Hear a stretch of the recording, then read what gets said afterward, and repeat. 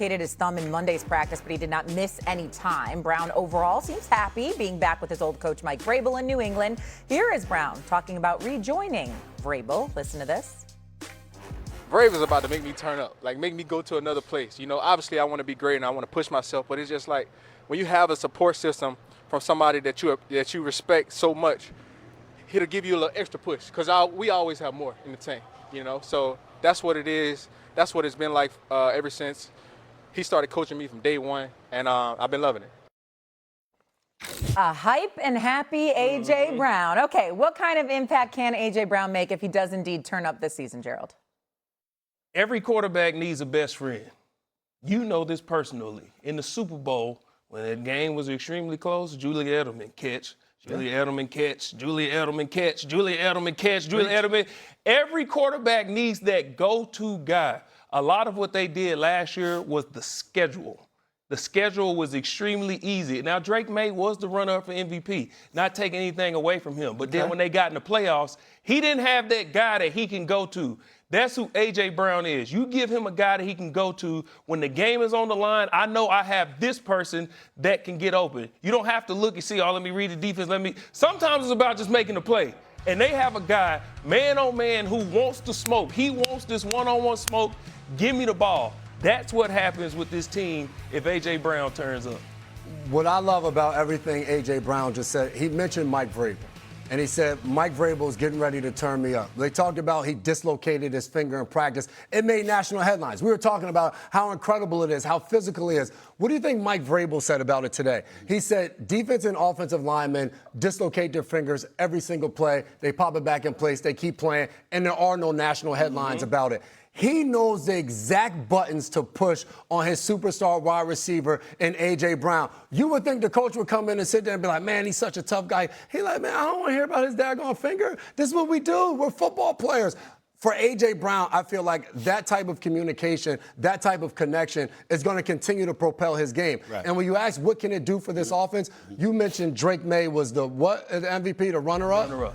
You get A.J. Brown turned up, Stephen A., you'll like this. We're going to be talking about Drake May and that MVP conversation again, potentially winning it this year with a guy like A.J. Brown, because last year he did it with Kayshon Boutte, Mac Hollins, Stephon Diggs, Hunter Henry, and those guys. You add that animal out there, going out there producing each and every week, sky's the limit. No Stephon Diggs, obviously. He's gone elsewhere. Go ahead. I'm so touched.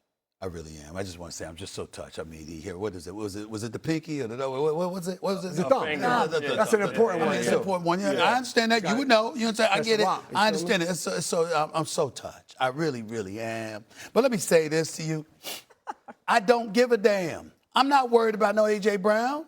A.J. Brown has been a stud.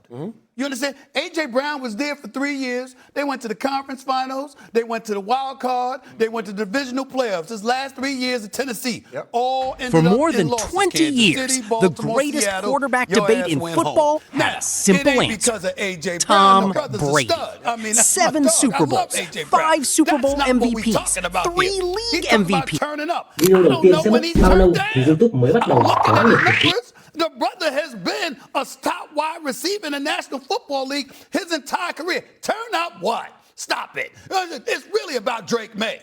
It's really about that. You got Ramondre Stevenson. You got Romeo where Arthur Romeo Dobbs that came over from Green Bay. You got A.J. Brown now, right? You got Boutte. You got the crew. You got Vrabel as your coach, right?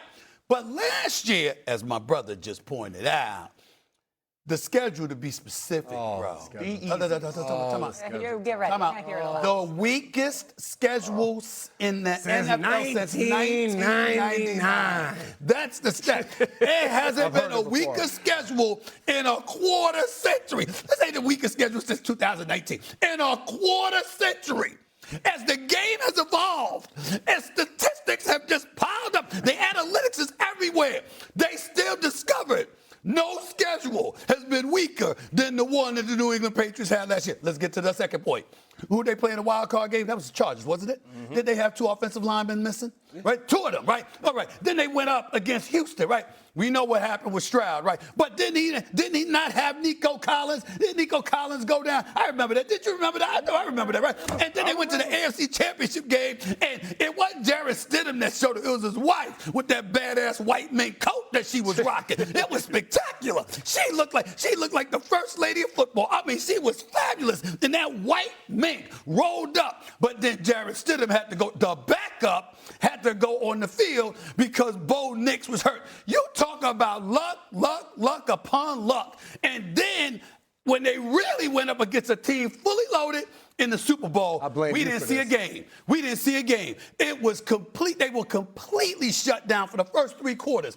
Fourth quarter was garbage time. So they got something to prove. We know what A.J. Brown can do. We know Romeo Dobbs is a big-time number 2 option. We know the other weapons that they have. What's Drake May going to do? Because now you don't get to sneak up on anybody. We're going to watch and see what you do. I'm saying Buffalo there, Baltimore there, Cincinnati there. You got the AFC South, whichever team you want to pick out of there, okay, because Houston going to have something to say because C.J. Stroud got to make up for what he looked like last year, right? And then we got Patrick Mahomes coming back.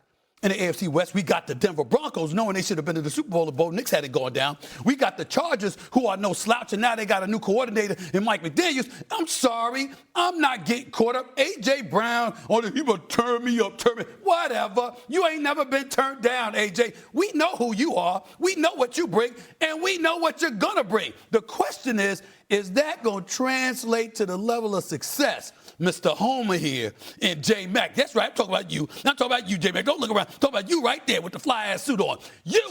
Yes, we going to see what's going to happen. Because it ain't, listen, New England ain't winning the AFC East. New England ain't winning the AFC East. You understand? I'm going with Buffalo. I'm going with Buffalo. I'm going with Buffalo. Patriots, by the way, the only team without a player averaging 60 yards per game in a season since 2020, meaning of why they're going to regress. And I'm going to point to Caleb Williams and say to you, this is why they're going to continue to get better. Because this young quarterback, each and every year, he's under Ben Johnson, is going to continue to grow. And we're still going to get the superstar plays, but we're going to get a little bit more of the basics. He understands this offense now. He's speaking the same language. Now he's working on mastering it, opposed to at this time last year, he was probably fumbling through the cadence of just trying to get through every single play. So I think Caleb Williams takes a massive leap this year. Mike Tannenbaum, you know Ben Johnson really well. He was with you when you were in Miami. When you see him with a little bite in his bark there, your response to that feeling, and already kind of putting that out in the media for his players to hear, hey, everyone thinks we're going to be regressing. Yeah, I like Ben a lot, but, he's also easily aggrieved and looking for ways to motivate his team. And unfortunately, I do think they're going to regress from a standpoint of they were plus 22 last year in turnover margin, which was the best in the NFL. And guys, if you just look at it, sorry, Ben, but the data will show over 10, 20 years, it's hard to replicate that year in and year out. So I actually think they could be a better team with a worse record. By the way, I love their skill players. I think Rome Odunze comes back. I think Colston Loveland could be a top 5 tight end. I know he's from Michigan, Adam. And Luther Burden, I think